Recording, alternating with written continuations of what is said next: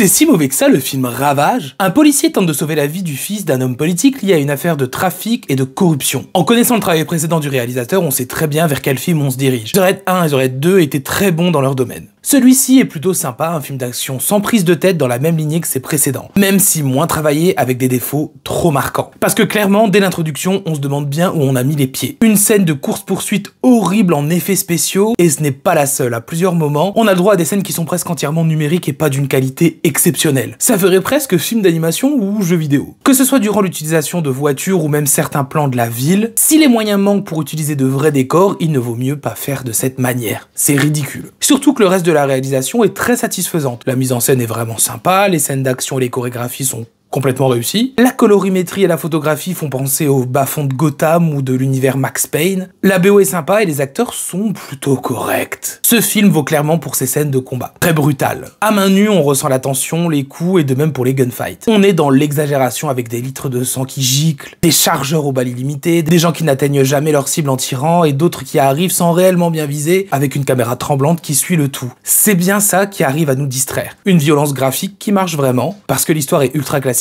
On tombe dans les clichés des trafics, de la corruption, des triades, de la politique du flic blasé, papa et séparé. Rien de bien nouveau, mais ça sert à juste poser le contexte. C'est un film détente, distrayant, faut pas s'attendre à du grand cinéma.